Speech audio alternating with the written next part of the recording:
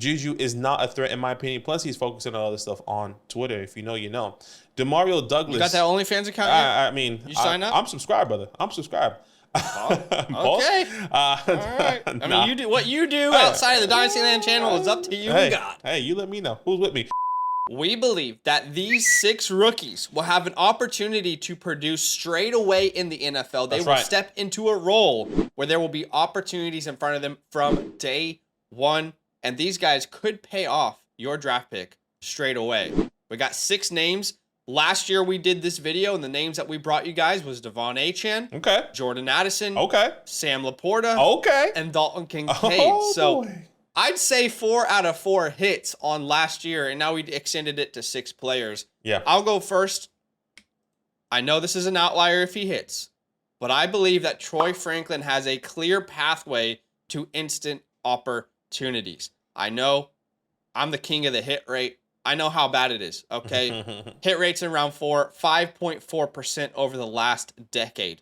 I have to recognize here on this video that if Troy Franklin hits, he will be an outlier, okay? But let me tell you why I think he could be that outlier and why I'm willing to take a chance on him. First things first, the Broncos offense desperately needs a wide receiver to step up in 2024. Sure. Before the NFL draft, we all know this, they sent Jerry Jeudy away to the Browns via trade. Jeudy last year was second in targets on this team with 87. He was just 3 behind Cortland Sutton. So you could make a case that's kind of a 1A, 1B. They lost an important piece in their offense. That's going to clear up some opportunities for someone to step up and earn it. Sure.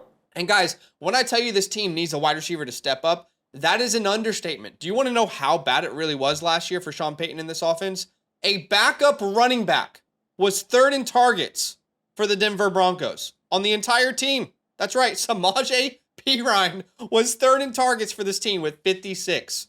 The next closest guy was Marvin Mims with 33 targets on a year, and he wasn't injured. This team needs someone to step up desperately. So at the moment, let's look at Troy Franklin's competition as he heads into rookie camp. He's got Cortland Sutton. That's the clear-cut number 1 wide receiver. I think we all know that, okay?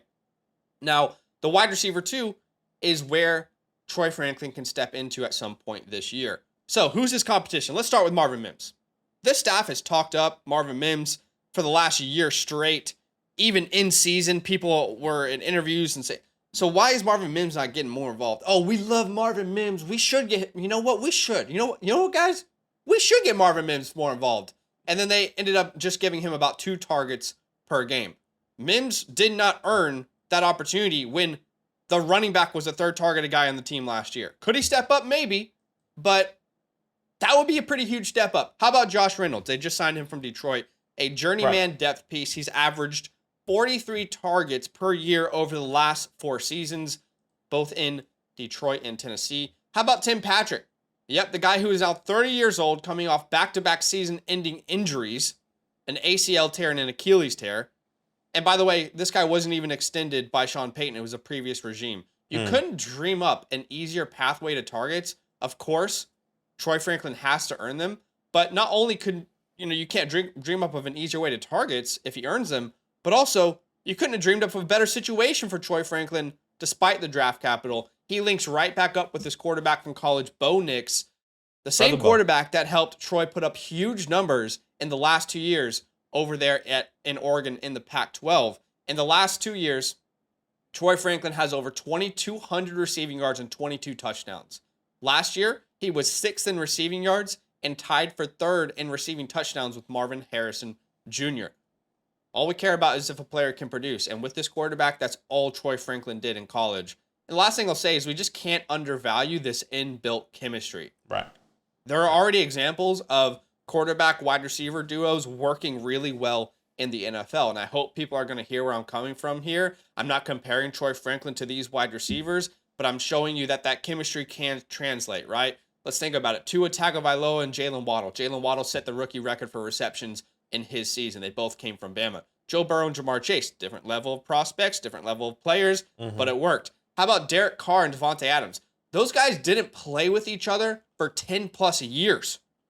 And then they were like, should we just pick it right back up? Yeah, let's just pick it right back up. And Devontae Adams dominated going straight to Derek Carr. How about Jalen Hurts and Devonta Smith? They didn't play as much together as these other guys, but they were still in that same system brought up in the Bama way. Hopefully, again, people can hear what I'm saying. I'm not saying Troy Franklin is the next Waddle, Chase, Adams, or Devonta Smith. This is the off-brand version of that, but it absolutely is something that we should consider when taking a shot on a guy like Troy Franklin.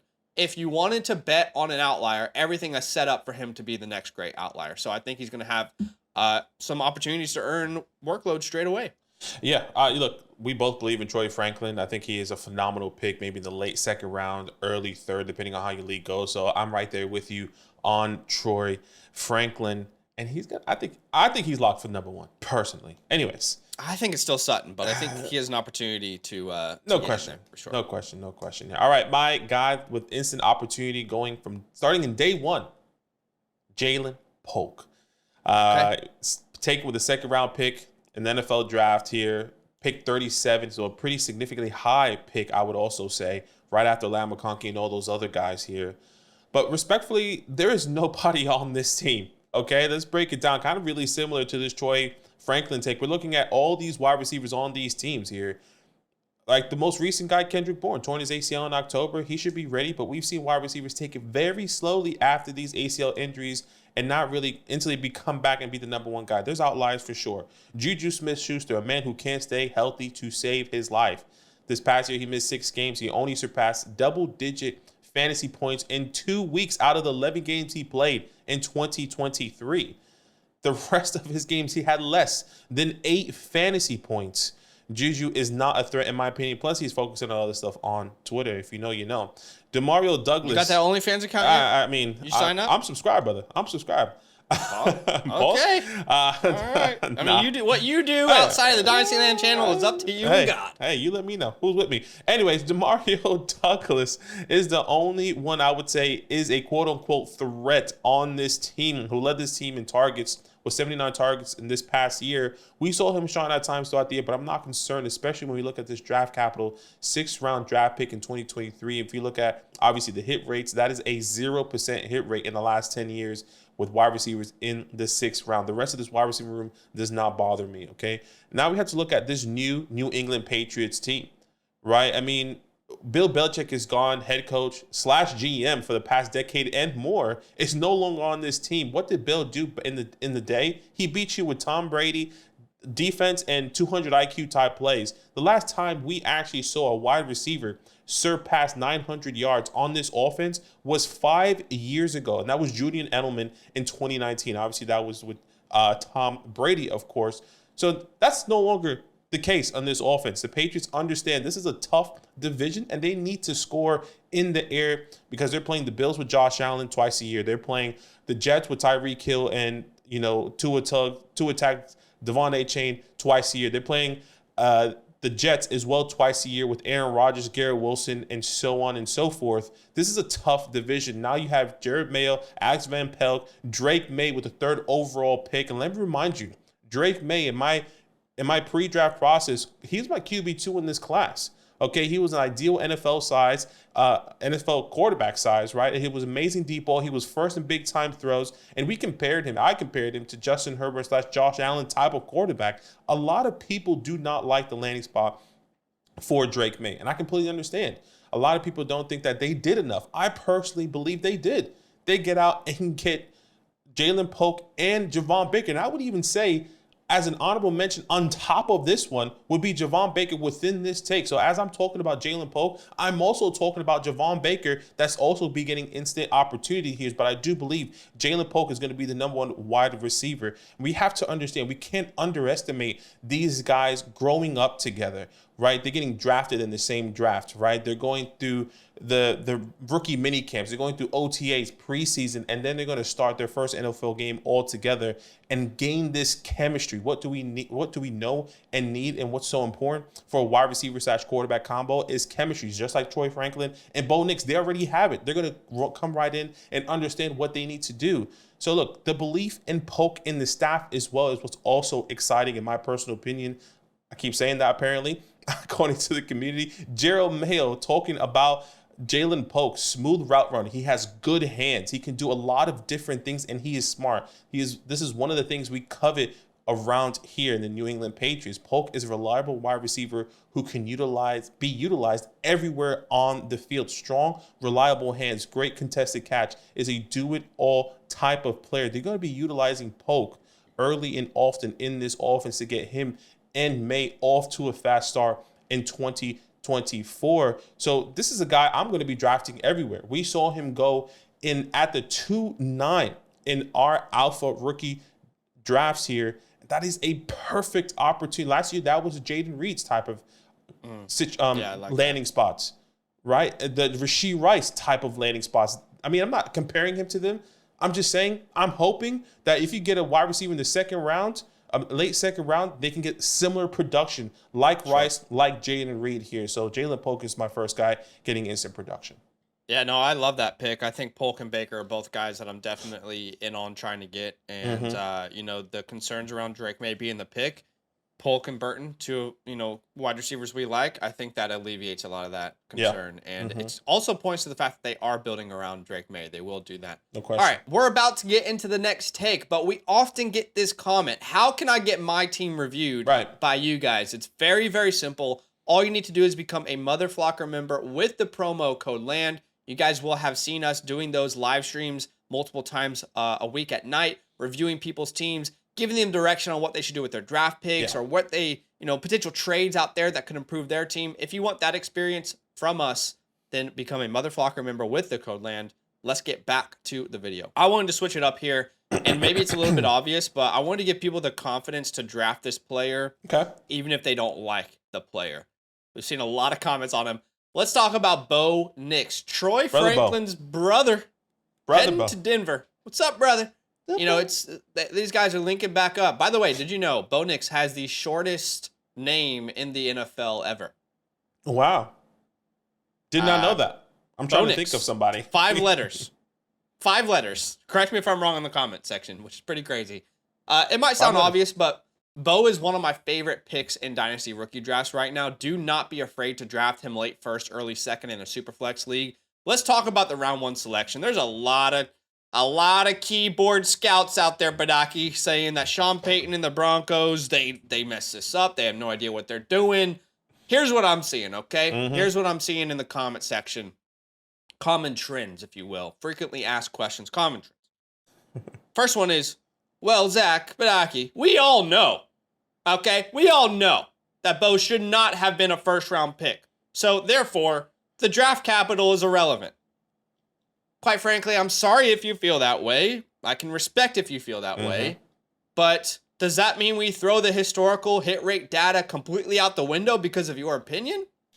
Because let me ask you, if you're doing that, then you are now twisting data into an opinion, and you're not actually using data for the purpose of data. The Denver Broncos obviously believed that he was worth a first-round pick. They believed he was worth the 12th selection in the 2024 NFL Draft. You can say they're wrong, we'll find out, okay? But they believed it. I'm sure a lot of people who drafted a lot of players who didn't hit believed it, and a lot of people thought they wouldn't hit. Sometimes they did, right? Second thing I'm hearing a lot is, well, he was awful at Auburn. He was awful at Auburn. Don't draft Bo Nix. He was awful at Auburn. In a real conference. In a real conference, he was bad, okay? It's those same people, Badaki, who are going to draft Jaden Daniels with the utmost confidence at the 103 in Superflex drafts and completely ignore what he did at Arizona State. It's the same people. I know a different player, the rushing upside. And by the way, I love Jaden Daniels. That's my team. I love that dude. I want that dude to be the best player ever. But we can also recognize he drastically improved when he went from Arizona State to LSU. Okay, there was huge improvements in his game. Breaking news. College quarterbacks get better over time. How about Joe Burrow? Joe Burrow couldn't even beat out Dwayne Haskins at Ohio State. He had to transfer. Should we have not believed in Joe Burrow because he couldn't win the job at Ohio State? To a quarterback that rests his soul, with all respect, didn't succeed in the NFL. I can only speak for myself. But in rookie drafts, I will treat Bo Nix as a top 12 first-round pick. Round 1 quarterbacks in the last 10 years have a 59.4% hit rate. That's a top 12 points per game season. And by the way, if we took out some of those guys who were past the top 12, some of those names include further than top 12, Kenny Pickett, Haskins, Johnny Manziel, that hit rate probably looks a lot better. But regardless of that the name is guys who will get instant opportunities. That's Bo Nix. Right. You will know very quickly if you made the right pick, right? Yeah, he could be bad in his rookie season. That's not uncommon for quarterbacks. But what if he's decent? What if he's decent? You'll know it pretty quickly if he's okay or if he needs some more growth. Because after all, Jared Stidham isn't starting for this team. Zach Wilson isn't starting for this team. He will start day one, and even if you don't like him, you can still sell him at some point for good value because of the first-round pick. After all, I wasn't in on Mac Jones coming out of college, but guess what? The guy comes in, he was ready to play in the NFL year one, and you could have sold Mac Jones after his rookie season for a really good value if you didn't want to build around him long-term. Ultimately, I think people are undervaluing what he can bring to an NFL team. I've said this many times before. He's a point guard plus profile. It reminds me so much of what Brock Purdy has done over there in San Francisco, and clearly different coaching staff, different weapons around him. But I think this is the first time we will see the Denver Broncos in the eye of the beholder, which is Sean Payton. His vision starting to play out. If you want to go see what Sean Payton has to think about the pick, he's obsessed with this dude. Go watch any interview. He's obsessed with this dude. So ultimately, I think he should be someone you're considering for your first round pick in Superflex leagues, late first. Yeah, I completely agree. Imagine getting Bo Nix in the first and then Troy Franklin in the second. Sheesh, I think that is a phenomenal setup already. Yeah, I believe in Bo Nix. You should too, in my personal opinion. That's his opinion. That's my opinion. Keep that in mind. That's my opinion. Anyways, my second player with instant opportunity, I believe I will be going against the community here when it comes down to this player, but I'm putting my foot down. I was thinking about it. As I was prepping for this, I was doing some research, and I was saying, you know what? I believe in this guy, and I love this offense and fit, and that is Malachi Corley. I haven't heard too many people speak about Malachi Corley in this landing spot here. He goes to the Jets in the third round, first pick in the third round, and I'm obsessed with this landing spot. Look, I understand Garrett Wilson's here, but they really have nobody else. I know who else you're probably thinking of, right? You think of Jason Browning, Alan Lazard. You think of Xavier Gibson, who was kind of had a nice little special teams type of game. But the other guy they bring in is Mike Williams. A lot of people in the community on our live streams and in the comments been saying, well, I don't like Malachi Corley in his landing spot because, and I don't see him getting opportunity because Mike Williams. Let me remind you, Mike Williams tore his ACL last year. Okay, and it's not that I don't believe in him. I just think the pathway is going to be a little bit more difficult than what we are expecting. Mike Williams, a 29-year-old wide receiver who has struggled with injuries his whole career. I mean, and he's only had one year where he finished top 15. If you look at all these injury histories with him, honestly, the list can go on. I don't even want to go through the whole list, but we know Mike Williams hasn't been able to stay healthy throughout his whole career. That was one of the biggest asterisks on his resume. When we kept saying that, oh, if Mike Williams can stay healthy this year, he could be top 15. If Mike Williams can stay healthy this year, he could be top 15. He had Phillip Rivers. He had Justin Herbert. He only finished top 15 once in his career, okay? Now, I don't believe it's going to be as easy as people are believing for Mike Williams to come back and instantly be this wide receiver 2 on this offense and demand targets off that ACL. I want to go look at recent ACL wide receivers that tore their ACL that were fantasy relevant, okay? And I brought some people that were fantasy relevant and some people that maybe that have been successful in the past and have been, when I say have been successful in the past, meaning that they coming off that ACL tear and how they have progressed after that tear the year after, okay? Keep that in mind. So I brought a couple different guys because these are the most recent guys that I can think of. And when I did the research, I didn't want to go too far back, right? Cortland Sutton. Before his ACL, he was wide receiver 19. After he tore his ACL, wide receiver 44, right? That's what we're thinking. This is how I'm envisioning Mike Williams. Robert Woods, who tore his ACL, the year before he tore his ACL, wide receiver 14. The year after, he finished wide receiver 59.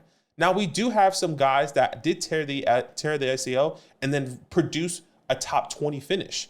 Chris Godwin, before he tore his ACL, he was wide receiver 15. The year after, he was wide receiver 19. Okay, remember that. Cooper Kupp, who was wide receiver 55 the year before he tore his ACL, where he really had his true breakout, I would say after, where he finished wide receiver 4 after that ACL tear. Now you're probably saying, Badaki, people have done this, obviously have done this before. Chris Godwin has done it. Chris Godwin and Cooper Kupp has done that. I'm bringing them to you. But the difference is the target share for some of these guys and for all of these guys and why they have been producing. When you look at Cooper Kupp and Chris Godwin's target share the year after they tore the ACL, they were averaging over 21% target share that year. That means they were getting peppered with targets and were a focal point in that offense. Okay, let's look at Robert Woods and Cortland Sutton's opportunities. They were actually getting over 20% the year after. So you're telling me, I'm telling you, that wide receivers that have gotten 20 plus share percent of the target share the year after they tore the ACL can be successful, can still finish as a top wide receiver, 20 wide receiver in the NFL in fantasy. Mike Williams in his career has only surpassed 20% of his target share once in his career. When was that year? The year that he finished as a top 15 wide receiver. That's only one time Mike Williams has finished, and we're still holding on to, oh, Mike Williams can still do it. This is not a knock on Mike Williams. I'm just saying I don't believe he's going to instantly come back and be the top 15 wide receiver that we're hoping him to be at 29 years old. Yes, he's probably with the Hall of Fame quarterback. Let's look at Malachi Corley, the Yak King, ranked fourth in college football with 683 yards after the catch. Strong body type wide receiver that is tough to get down. We've seen flashes of Debo. I've compared him to Debo because, right, Debo doesn't seem like the biggest wide receiver, but he is tough to get down. He was a very versatile player that can play literally anywhere on the field, and that's exactly what I personally believe Aaron Rodgers wants. He wants a do-it-all type player, a guy that can play the slot, a guy that can play the outside, a guy that can get utilized in the backfield if maybe one of his running backs go down. Aaron Rodgers is a perfect fit for him. I know long-term the quarterback play is in question with Malachi Corley and Aaron Rodgers with this Jets and what we're going to be doing. But people are drafting Garrett Wilson as a top 7 wide receiver in Dynasty right now, and no one has questions. The talent is different. I completely agree. But we have to remember, it's not people play Dynasty year 1, year 2, year by year. Some people play it a little bit longer. For me, Malachi Corley, I believe, is the perfect fit. Let's look at the potential production.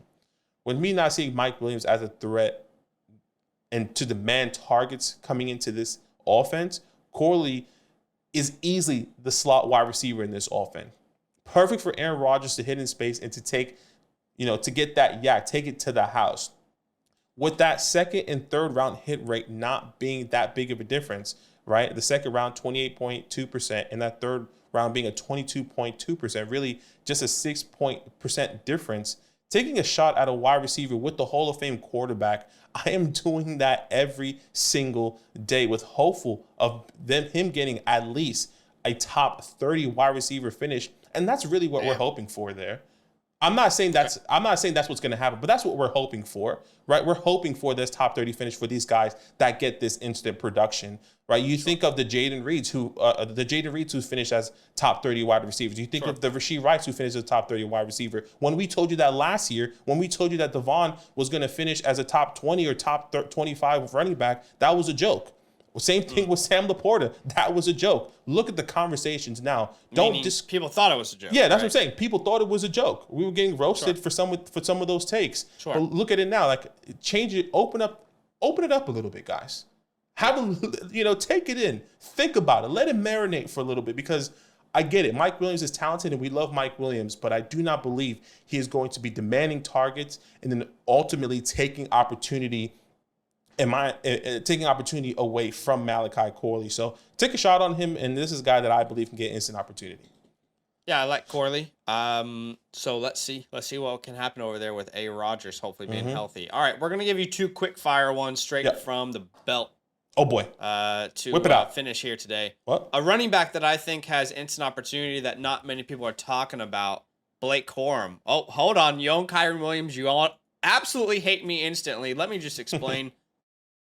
Firstly, I don't think Sean Payton would have drafted a day 2 running back unless he had intentions for him to be a big part of his offense. I'm not going to sit here and claim that Kyron's losing his job. That's not what I'm saying. What I am saying is Blake is going to play a role. I have no doubts in my mind that he will play a role within this offense. Sean is a king of late round values. Puka, Kupp, Kyren, all late round values. He decided, you know what? We need to invest a day 2 running back on this guy, okay? I think he has plans for him.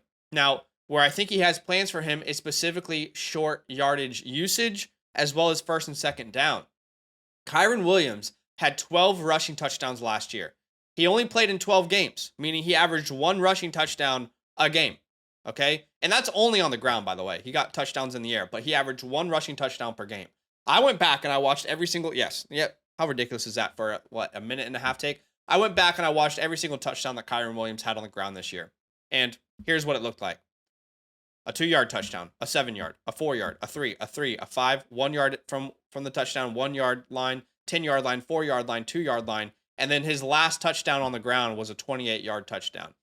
Point being is 11 out of those 12 touchdowns on the ground came from within the 10-yard line.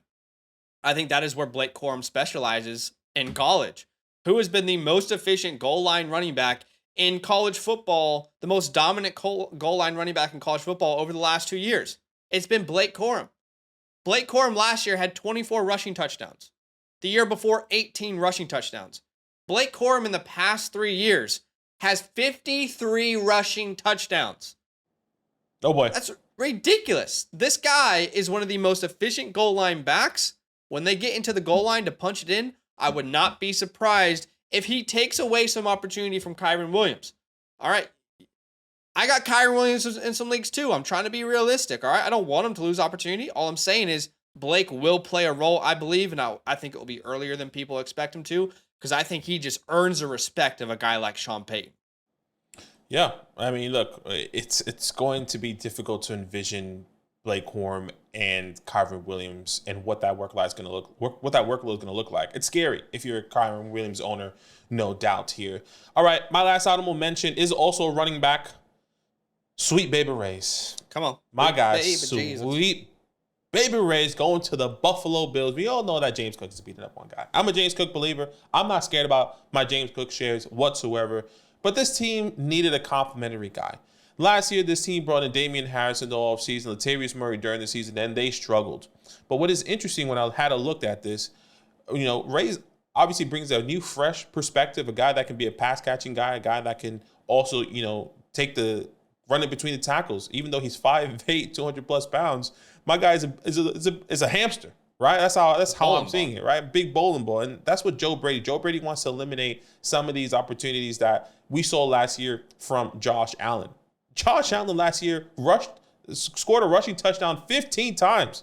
James Cook only had 2 rushing touchdowns, and Latavius Murray had 4. That already could potentially be going. Not saying all of them, but spread them out evenly. Hopefully, between James Cook, Josh Allen, and Ray Davis, there could be a little bit more wiggle room for someone like Ray Davis to be fantasy relevant coming into the 2024 season. 79 attempts left behind from Murray, 23 attempts left behind from Damian Harris, who has retired now, over 100 attempts in total. Joe Brady wants to, once again, eliminate the possibilities of Josh Allen, and I expect that to hopefully go to Ray Davis in some way or form, right? And not only he can be a guy that can be the goal line guy, but he can also catch the ball, which is really exciting here. And if James Cook does go down, that's where they say, okay, we don't have to go pick up Latavius Murray off the street. We don't have to go get another running back. Ray Davis is there. Ray Davis can get the opportunity. My pro comp for him was Amon Bradshaw, a Darrell Henderson type of NFL role, which excites me going into this year. That is crazy. Josh Allen had 15 rushing touchdowns. It is, right? I thought that was a typo, and I looked up. I was like, what the 15 touchdowns is crazy, but I mean that's why he's QB1. That's why. All right, guys, that's it. We appreciate you big time. Do us a favor, hit a like button. Hit the like button on the stream on the video. Jeez Louise, this is our first time recording a video, bro. First time, I think. We appreciate you. Subscribe, and we'll see you soon. All love. Now that those idiots are done talking, who needs some rankings? Hell yeah, I need some rankings. Then use promo code LAND LAND for 30% off any membership at flockfantasy.com. Oh, it's so easy. Even your grandma could scan that QR code right there.